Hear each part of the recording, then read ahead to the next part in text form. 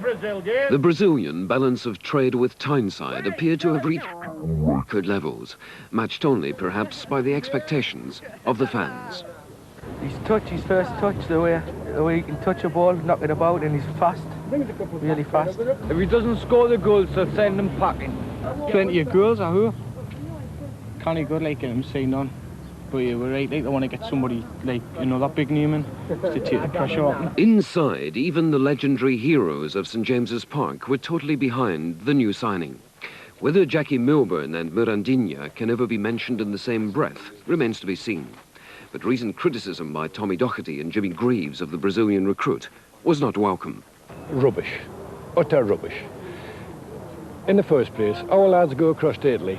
It's 110, 120, and they've done well, including Greaves. He should know better than to talk like that. And playing in the winter is no difference to playing in the summer. If you're playing well and playing in a decent team and got decent support, you'll play up the side of a mountain and enjoy it. Conditions doesn't mean a thing to any player in the world. With the kick-off in sight, the atmosphere, in spite of the downpour, was building up nicely. Although not everyone close to the ground understood what all the fuss was about. Oh, football? Yes. Oh, yes. I just come from China. Ah. So I don't know. It's about football and this player called Mirandinha. Oh, yes. Oh, yes. Where? The football? Where? At St James's Park. Oh, yes, yes. They have a Brazilian player now, a new Brazilian player. Very interesting. But a special kind of excitement had returned to St James's Park.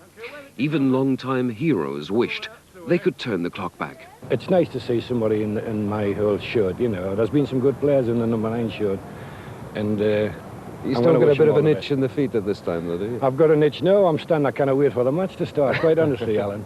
But I mean, you hear and read a lot about we ourselves. We write and we tell the public things, and they're interested and they read. But I'll tell you this, the Geordie public make their own mind up. And Mirandinha will know this afternoon whether he's made it or not.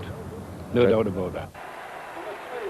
Certainly the Geordie welcome couldn't have been warmer for the boy from Brazil.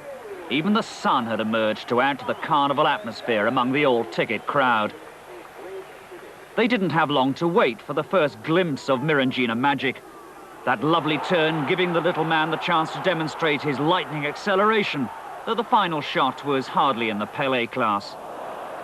But Wimbledon had no intention of entering the party spirit, and they silenced the samba rhythms by scoring twice in a minute, the first a freakish own goal off Martin Thomas's head, though John Fashanu claimed the credit. Worse followed immediately when Alan Cork was left completely unmarked to volley past the stranded keeper. 2-0 to Wimbledon, and the game less than 10 minutes old. Mirandinha was working hard at establishing a Brazilian blend with his new teammates. A neat 1-2 with Paul Goddard gave him the chance to test Dave Besant's reactions. But he was in danger of being upstaged by referee Michael Peck, who booked 6 players in the first half of what was definitely becoming a typically English game. Any doubts about the league's first Brazilian import were rapidly disappearing. Another wriggling run leaves 2 defenders trailing, but there's no one to convert the cross. In the second half, Newcastle almost fell further behind when Kenny Wharton headed off the line from Andy Sayer. And it seemed that Mirandinha was the only player likely to pull them back into it. Again, he shows he's not afraid to shoot from long range. Besant happy to scramble the ball away. The keeper did even better to hold Neil McDonald's header from a Glyn Hodges corner. But with 14 minutes left, the same combination forced the breakthrough. Another corner. And Mr. Peck, who'd enjoyed a less conspicuous second half, maybe his pen had run out, awards Newcastle a penalty. McDonald does the rest. Could United salvage a point? It was too much to hope that Mirandinha could crown his exciting display by snatching the equaliser. That's obviously what he had in mind here, but it wasn't to be. Only a brilliant double save from Thomas kept the score at 2-1, as United slid to a second home defeat. But while his disappointment at the end was plain for all to see, Mirandinha's place in Geordie folklore already looks assured. Yeah, the goals will come, no problem. if they keep creating those opportunities, there must not be any problem.